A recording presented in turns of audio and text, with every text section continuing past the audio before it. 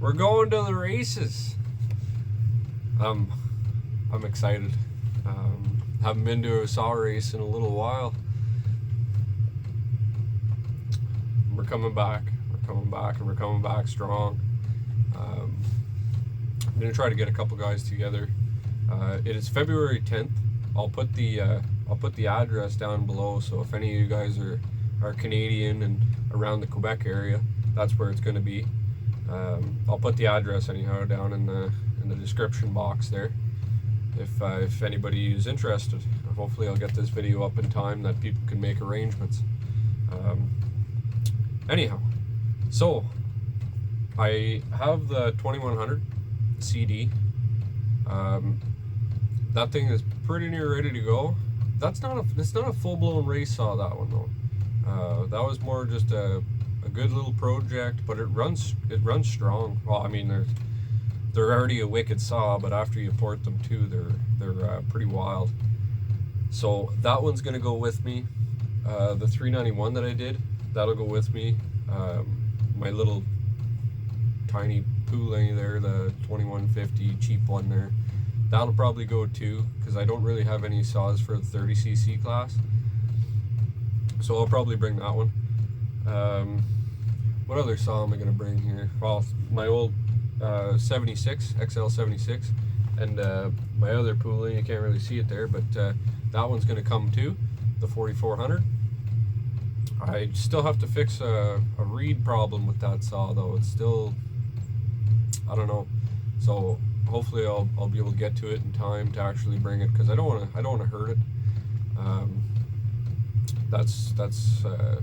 That's going to be like one cut and that's it for that saw. I'd like to try to keep it around without grenading it. But anyhow, I want to build another 76. I know this is an XL75. This is a point saw with reeds, but I did change there's no points anymore in this. It's electronic housing. I forget what it's called. I'm having a brain fart. But anyhow, I changed it. But I think I'm going to get rid of that system, and I do have lots of other XL76s. So I'll probably change the flywheel, change the ignition system for an XL76, because the actual stroke is the exact same, cylinder size is the exact same.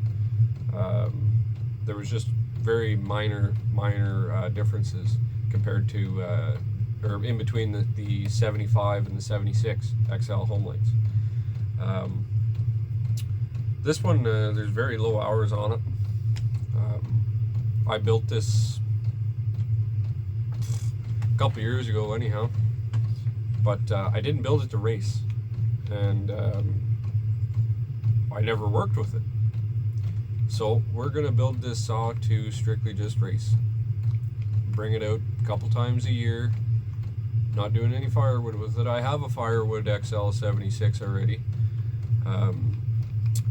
Actually, I never got a video of that. I'll make a video of it. But anyhow, moral of the story is, I have no idea what timing numbers I have on this thing. I don't remember. I have two different shops. This one's just recently built, that's why you can still see all the insulation and stuff, and I'm not set up in here. I'm not yet. I kind of just had to throw it up, get some stuff done. But there'll be some content in my other garage too, don't you worry about that. Anyhow, let's dig into this, put a timing wheel on here, see what the numbers we got, because like I said, I don't remember, and we'll see where we want to go with it. I don't know. I have an idea. So these ones here, the intake and the reeds and all that, they go right into the base, right? So the back side of your cylinder, you have your exhaust port, but on the back side of it, there's nothing there. You have no intake or nothing. So I'm thinking about possibly putting one big finger into the back, and that'll be my primary. So whenever it comes up the back side of the cylinder, it'll have a nice little curve to it, and it shoots it out right away, right out the exhaust. It'll be direct in line with the exhaust. I don't know how it's gonna work, so don't try this until I tell you if it works or not. I do have a bigger carburetor too that I'm gonna hollow out, and I'm gonna put the impulse line to the transfers. I'm gonna have two. There's gonna be a T in it, and it's gonna go to both. That's another secret that I have. And that works. I've done that on lots of different saws. Some saws it doesn't work very good on, but I know, what saw did I do that worked really, really good? 272 worked really good. 266, 630s worked real good too. 026 worked pretty good too whenever you start getting into the bigger carburetors. Anyhow, I don't remember the other ones, but there's lots of other ones. You can do it to pretty near almost all the saws actually, if you can figure out your what you're doing with it. I've had a brain fart. Sorry. Okay, we'll get into this and see what the numbers look like on this, because I don't remember. You know, a lad can only remember so much, right? I was, well, I heard about the race maybe 3 days ago, and I've already started cutting some chains. I do different styles with those chains, with the race chains. Especially this time of the year, it's well, Canadian weather, it's a little bit colder, so you know the blocks are probably going to be froze. They're not going to be using dried wood, I don't imagine. And someone told me they went there last year, I think it was last year, and they were using pine and ash or something, I believe. So the thing with the cookie cutters, race saws, my opinion, you want your rakers to be high, and your teeth to be real sharp, of course. So I already started cutting some chains.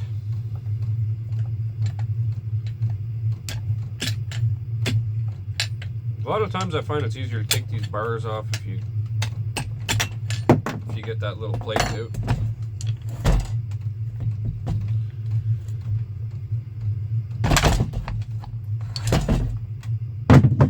But yeah, I already started cutting some chains, and rakers are pretty high. I'm gonna go and I do my test runs there, you know, a couple days before, make sure everything's running good, and I'll probably be doing the same, and I'll make some content on that too. I don't know if the videos will be after the race or before the race. I'm not sure yet. I don't know what I'll be doing with the content for you guys yet. But I know I'll have this one up probably before the race anyhow, because then anybody who goes to the race will be able to see how she does right off the bat. Because we want this saw to get, well, we want the saw to have lots of RPM, because you want a lot of chain speed, but you also want the HPs, you know. And if you have lots of chain speed and you don't have the HPs, well, I'll tell you, you'll start getting into the cut, and it's just going to fall on its face, fall on its face, fall on its face, fall on its face, and that's a real pain in the butt. But I totally understand. Like, it's I do this all for fun. I'm not going there to actually beat anybody, you know. I just like to see what I can do. I just like to see what I can do, and people like it, people don't, so be it. But I do want to see how well one of these can do. I know a lot of people who have raced them, and a lot of people still race them. But I know my old one went pretty good, but I built that. I built that whenever I first started getting into saws. And that was well, that was probably like 10 years ago, 5-10 years ago. So I have a lot more knowledge now, and I've talked to a lot of different people about different things, and moral of the story is I have more knowledge now to actually build another one. And that first one that I built, I'm not going to touch it. That I like that one, how it runs, and it's been reliable. Haven't had a problem with it. So I'm going to keep it the exact same way it is. And this one I'm going to turn up quite a bit though. So I need that screw again. If anybody has worked on these saws before, they know that sometimes they aren't that fun to work on.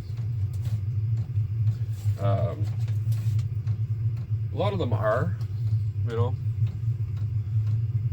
but these saws in particular, there's a lot of stuff you gotta manipulate to try to get everything in there. But I enjoy it. You know, I had my coffee already this morning. I'm ready to go. So let's get this roughly to top dead. Okay, well, she's already a pretty spicy unit. We might just have to keep it like that. I don't know.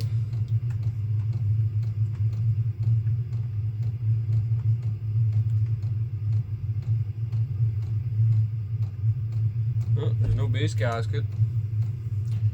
Well, I think we're gonna keep those numbers the same. Let's check the transfers now.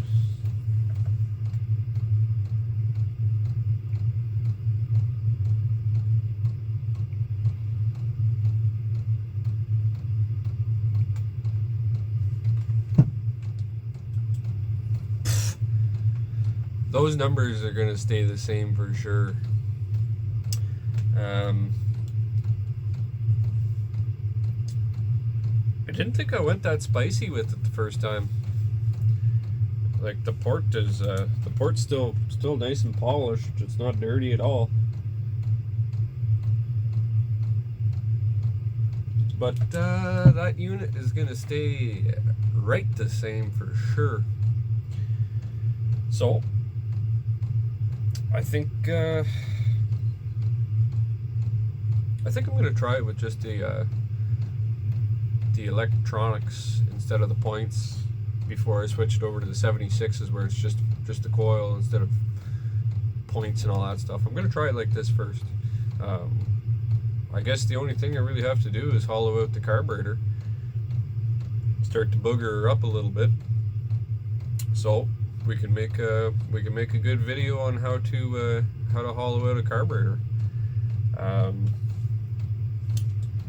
I'm gonna try it just the carburetor timing numbers are right now, instead of taking all this back apart and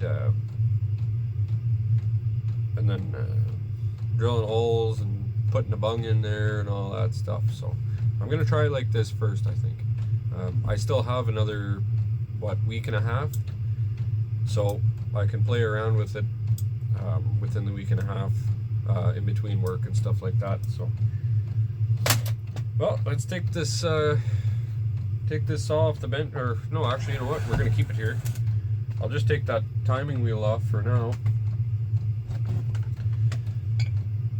I didn't think I went that spicy on this saw. I won't tell you the numbers right yet. So if you get good numbers and you get really good results out of these saws, it's nice. I don't know how to put this nicely, but it's nice to not have somebody copy you on one of these saws, because there's lots of videos on people porting, say 372s. You know how many 372s that are probably identically ported out there from either different videos on YouTube or, well, that's basically it. It's like everybody's porting those 372s the exact same way all the time now. So it's nice to see something different and have a little bit of rarity to it. Does that make sense? That kind of makes sense in my mind. Rarity? Yeah. Sounds like a word. It sounds like a word I would use, and I did use it. Okay, what am I doing now? I'm all lost. I think I'm getting better talking to this camera. It's a little bit better now because I turned the digital device around, and now I can actually see me talking, which is kind of weird. Now that I'm thinking about it, it sounds like I'm talking to myself. Oof, this isn't good. This is scary. It's scary now that I think about it. Might have to just stop making YouTube videos now. Nah, I'm just kidding. I like it. It's fun. It's entertaining.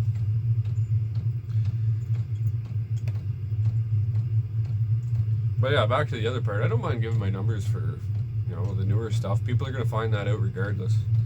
But these older ones, especially it being hard to get either a cylinder. I think rings and pistons are actually pretty easy to get for these still. But definitely the cylinders. To actually get a cylinder for this saw that's a good cylinder, it's actually getting quite hard. So there's not a lot of people that are really playing around with these saws to really maximize the horsepower out of them.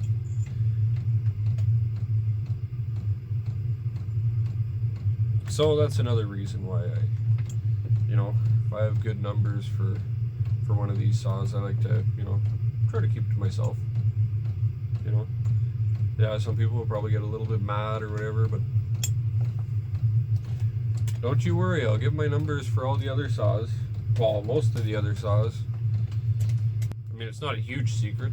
I'm sure there's other people that have done these saws on YouTube too. I think I've only seen like one video actually of somebody running this saw. I think it was Buck and Billy Ray, I believe.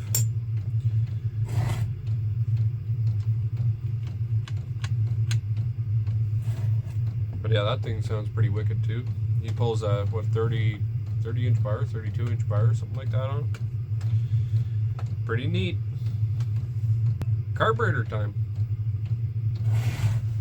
We got a couple flavors to go with here.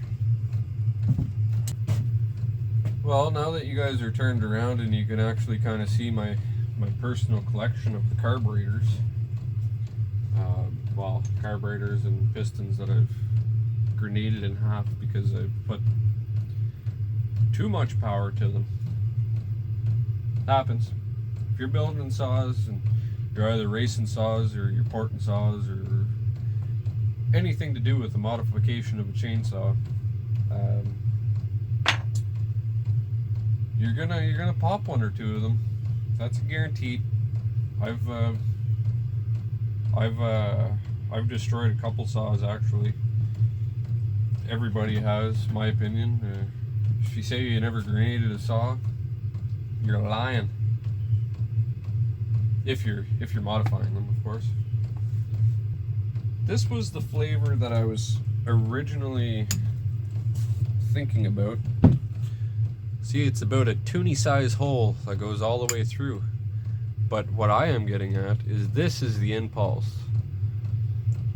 So if I don't feel like drilling this hole out to go to the inside to meet this impulse hole in the top of the carburetor to actually pick up the fuel, then I got to run this line out.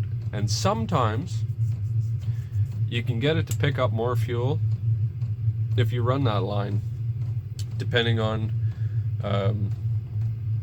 how much blowdown, back pressure, all that stuff you have. But that's just me. But I think it really makes a difference.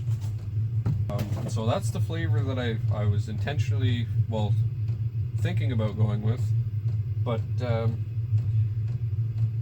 I don't think I'm gonna do it that way. I do have a couple other Tiltsons and Walboros that I think I might run instead. See, this one mightn't be a winner, but not as wide as I was hoping, and this one has a limiter. But I mean, that the limiter is not necessarily a problem. See, this is what I mean by the limiter. If you have that little brass plug there on these older style Tiltsons or Walboros, I don't know if this is a Tiltson or a Walboro. No, this is a Walboro, and this is a Tiltson. See, this one doesn't have a brass plug, but this one has it. If that's the only carburetor you have, it's not that big of a deal. You can fix that. You can take that out, either JB Weld or a little piece of tin foil and a crush washer, a copper crush washer. But anyhow, this is not one that I want to go for on this saw, just in case it does start to leak some fuel through either that hole or whatever. I haven't had it happen, JB welding it or putting that, like I said, piece of tin foil with crush washer. I haven't had it happen, but since I'm already into this saw and I have all these other carburetors, why not do something else? So this is a possibility. This one mightn't be a possibility as well, but I've robbed a lot of parts off of this one. This is a Tiltson as well, but yeah, I robbed almost everything off of it. I don't remember why. I don't remember what for, but it's not a governed carburetor, so if I have to use this body, I'm all right with that. I'll make it work. I think this is the winner. Yeah, this is going to be the one for sure. The only thing that I'm missing on this is choke, but everything else is there. So I'll just have to hollow it out a little bit, hone it out, and we should be good. Okay, we'll get into the little carburetor box and see if I still have. I should have the choke arm for this kicking around somewhere. I can take it off of another saw too, but I do have a lot of different parts for these. So look at that, I have an exhaust block already, so I can make something for an exhaust. I have no choke arm though, so I'll have to pull one off of a different saw. See what we got here. Maybe I have something on here too. I think I might be able to use this one as well. See, so I just pulled the bung out of the carburetor because I need it for this one, new modified carburetor. Yeah, that's gonna stay right like that. Gotta find a choke arm though. See, so I do have a choke arm, and this one has the detent, so that's perfect. That's what we need. That's what we're looking for.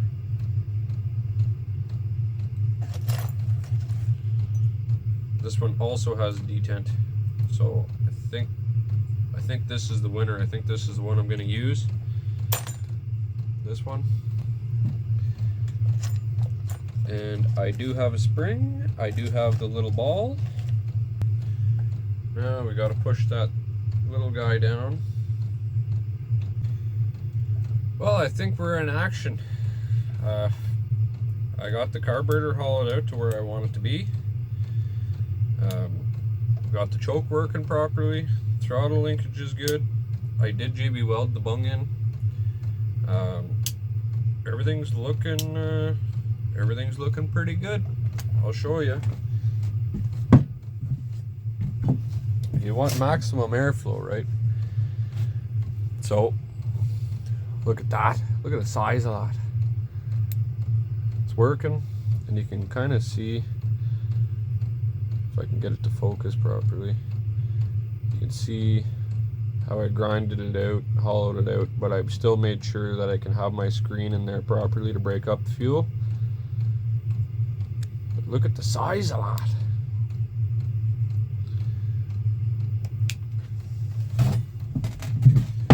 That'll pull air and fuel for sure. That will, guaranteed. I'm gonna go blow this out. I'll put a carb kit in it, and we'll start fixing up a chain for this one. I think I'm gonna go with 16 inch, and I think I'm gonna do 325. The wood's gonna be frozen. It's probably gonna be wet. So 325, it'll keep the chain speed up. And then I can drop the rakers just a little bit, not a lot, but I can drop them just enough where I think she'll boogie pretty good. So I'll be right back. Okay, we got our carburetor on here. I did have to rob some parts off of my other saw. This is an XL130 that I ported up. This thing was a mean saw. It was fast. That was probably one of the fastest ones that I have ever seen run. But I got a bearing problem. It has a little bit of a tick to it now, so I shut her down.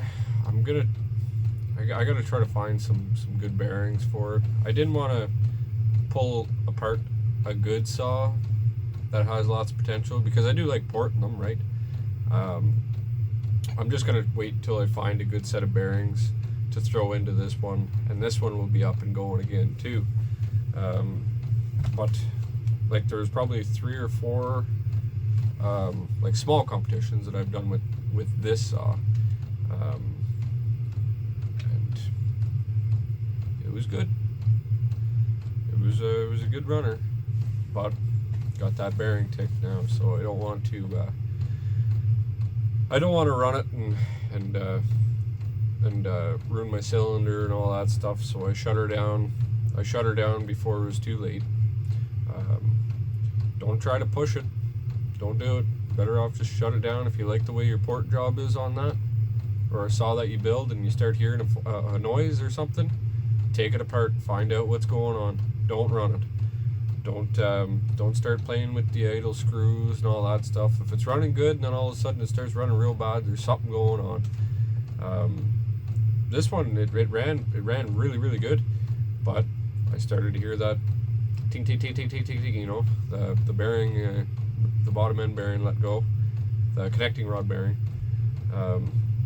That is the weak part of these saws. That's the weakest link, and especially if you start putting power to them and making the rip'ems go a little bit more, you know, the RPM. Some will take it, some won't, but I'll let you in. That's the port work that I did on that guy.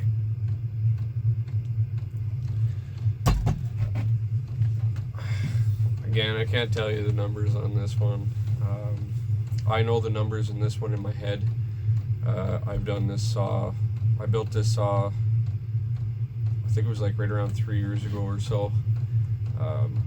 Before I had the YouTube channel. But I would have had it on video if the YouTube channel then. But maybe the next time I take it apart, I'll show you what I did with the transfers. I do have fingers in this one too. Yeah, I could have taken the cylinder off of this one and just put it onto this one, but this one's also ported, and I like the numbers that you just watched, you just seen. I like the numbers, so I didn't even take it apart, clean anything up. I don't remember what the lower transfers look like in this saw, but I just did a lot of upper transfer work with this one. But usually my lowers are pretty near the same with this style of build, with the xl76s, 130s, xl12s, big reds, stuff like that. They're all, my lower end transfer work is usually always the same on them. I know what works for me and my style of porting and the way that I like to do it. So it's just the upper transfers, or this one in particular, have fingers in. The old one, the one you guys already seen run, doesn't have fingers in it though. But it's having a read problem as well, same as the 4400. I don't know, maybe it just sat too long, I'm not sure, but I'll have to rip into there and I'll try to either make a set of reeds for it, or I have a couple old reeds kicking around too for those types of saws. So but I'll make a video of that too, make a video and figure something out for that too. But this thing is pretty near ready to go. This one has a drum clutch, they all do, but this one you can't change the sprocket. The sprocket's built onto the clutch. I already loosened it, so I'll take it off and I'll show you what I mean. For those of you who don't know, I know a lot of, if you're watching this, you probably already know, but in the off chance someone doesn't, I'll show you what I mean. So most of the race saws that I build, I usually like to build work saws. You know, I'll get that out of the way. I like to build work saws more than race. I like an every all the way around saw, I guess what you'd say. But this is the style of clutch that I'm working with right now, which I don't want. So I made a clutch for this. There are multiple different parts that went into this one to make it a sprocket style.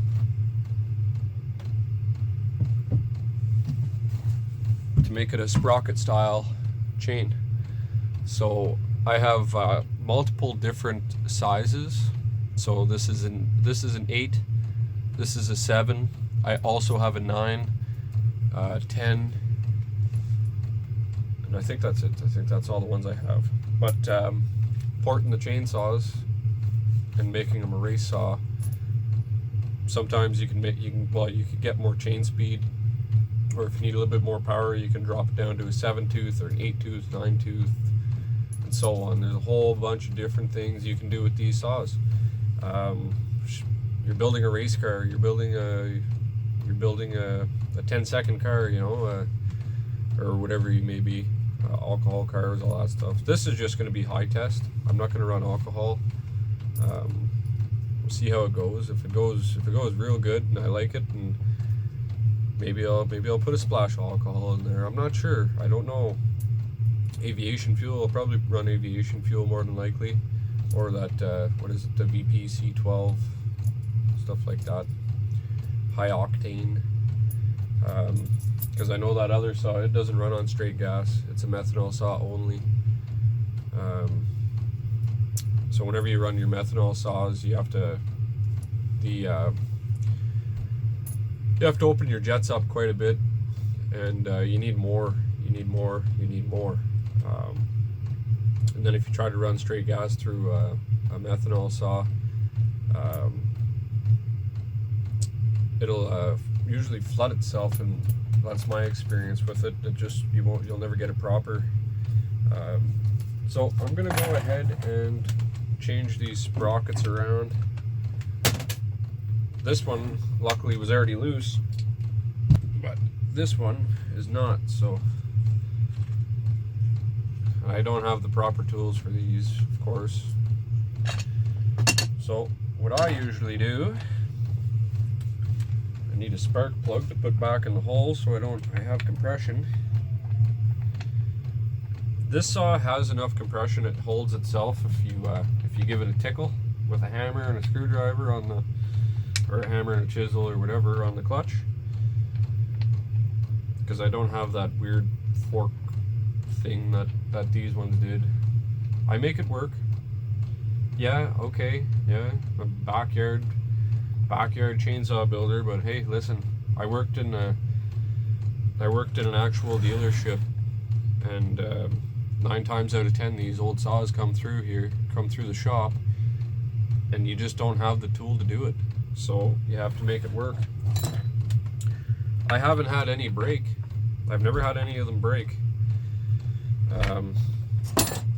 Even the clutches, or the flywheels, you guys seen me take off the flywheels with the hammer and a pair of vice grips. Yeah, you're supposed to use a puller, but again, I've never, actually no, that's a lie, I'm lying. I broke 2 flywheels, but I didn't actually break the flywheel. I just, you know, the little air ramps that are on it, I've broken 1 off, 2 off before, but usually you get it in the right spot, and you don't have that problem. Just if you're rushing and not taking your time, that's usually what happens, is you break something, or you break stuff, right? So I got a hammer and a punch. Wherever my hammer went now. This place is a disaster. I need to clean this place up because it's driving me insane. Now let's see how much stuff falls off the bench when we try to do this. Got to get it right to that sweet spot where it kind of holds itself, right? Right about there, I'll give that a tickle. See?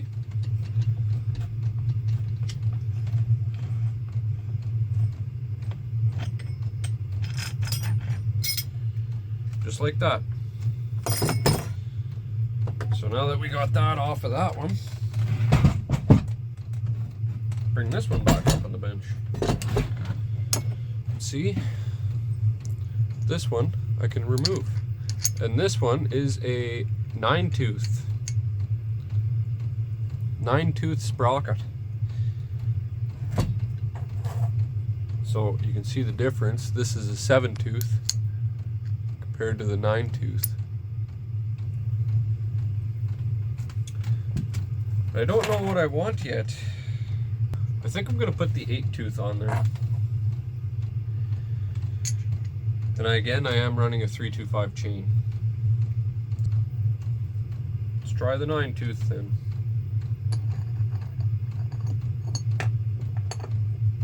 That's what we're gonna have to do. We're gonna have to try it. Try it and see. Trial and error.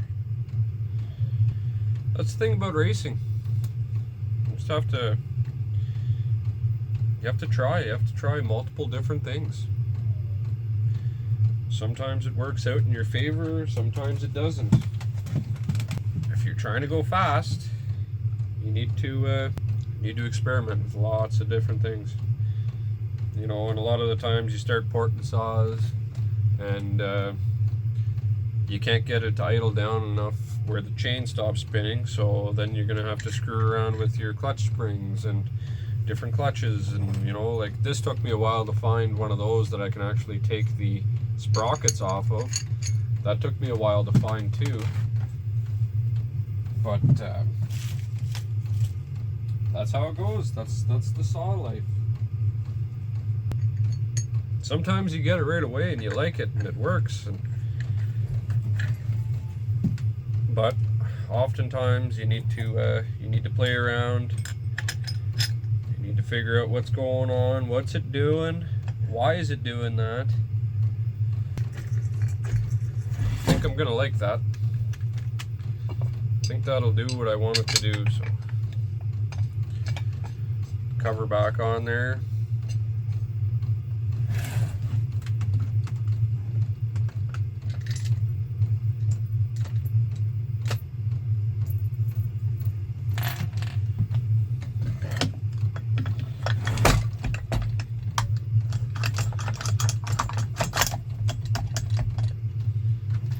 I think she'll be a strong, capable saw.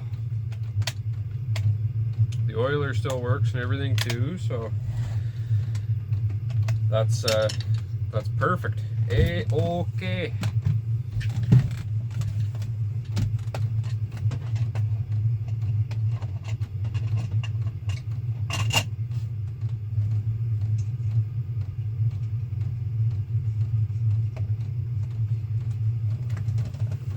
Perfect, right on the money.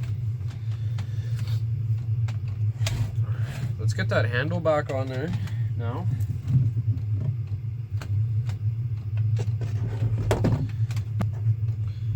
There's not too many saws in this region that you get that are wrap handles. Look at that for a beaut. That's a beautiful saw right there. That looks amazing.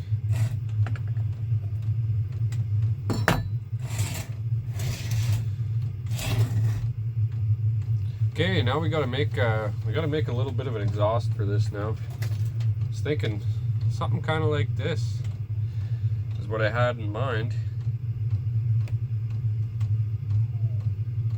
Not sure how well that'll work out. Okay, I'll put you on hold. I'll make an exhaust for this, and I'll bring you back in a bit. Well, this old girl's put back together now. I made the pipe off camera. This is usually the style that I go for. They seem to work pretty good. Some might think that I probably copied it off someone. No. I've been making those pipes, that exact style, for these home lights for a while. That seems to work the best. Yeah, some of them had a straight shot that went out, but that's how I like it. And I went and filed a race chain. Well, I gotta give it a touch again there, just a quick touch. But that's what she looks like.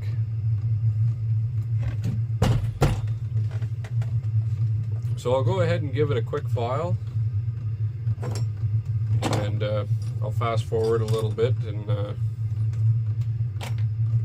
then we'll probably bury it into some wood and see what she does, see how she sounds, start tuning a little. Okay.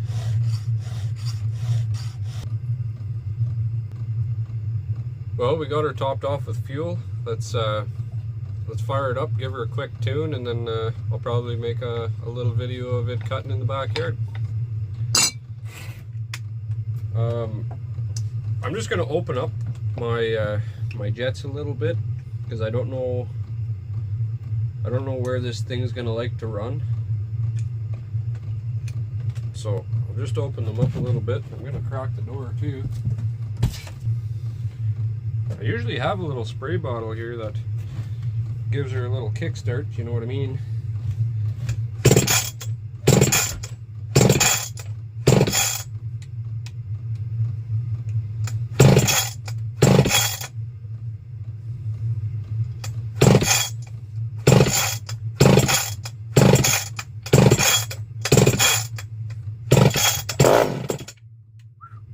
Spicy.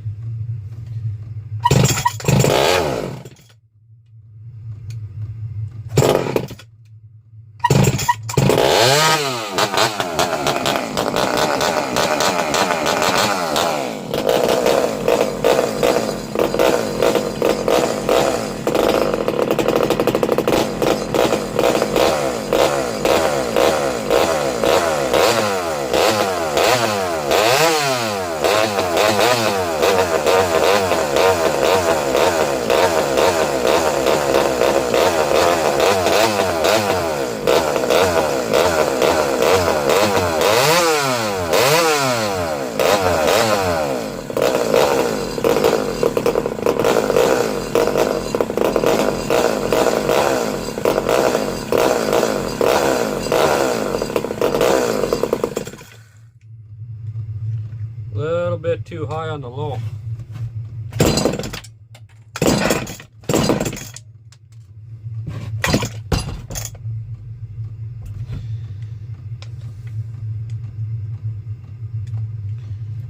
that in a smidge then.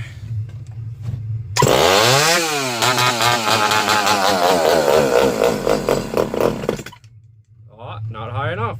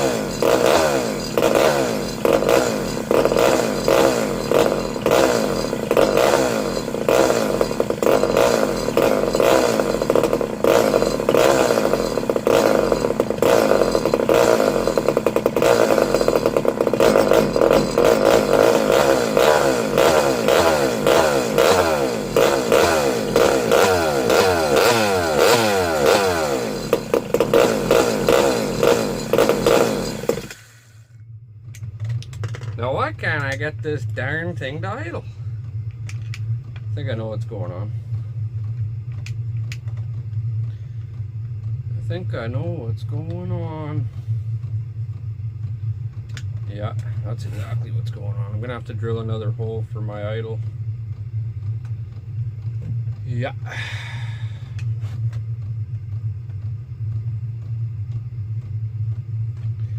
It's because I used different parts from different saws. What would be the problem?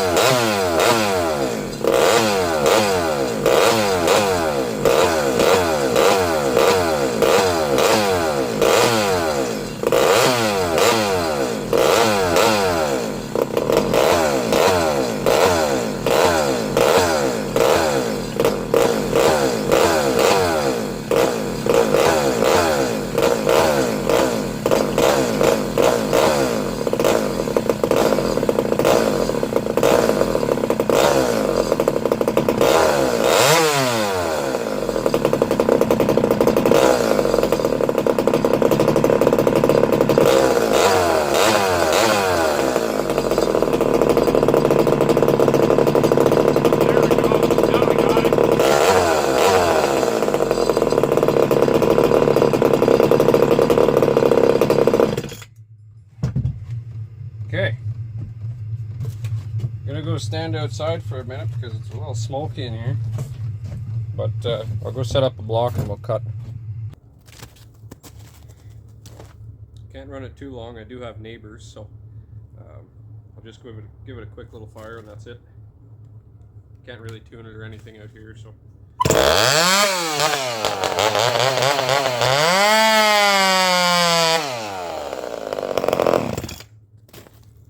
Too loud, but that's a fast saw. I can tell right now it's going to be fast. I'll dog it into some wood with that with the 630, and actually I'll have a video of all my hot saws going because I do have to try them all before I go, of course. Let's go back into the shed there. It's a little cold outside, but I am gonna have to try out all the saws, so I'll show you all the saws that I'm bringing there. Sorry, I'm walking around closing doors and stuff. Okay, none of those ones are going, but that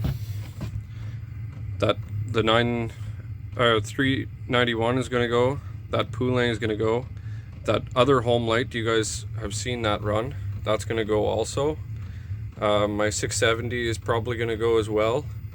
I have another 76 that I'm building right there, but I haven't finished yet. I don't know if I'll have time to finish, to be honest with you.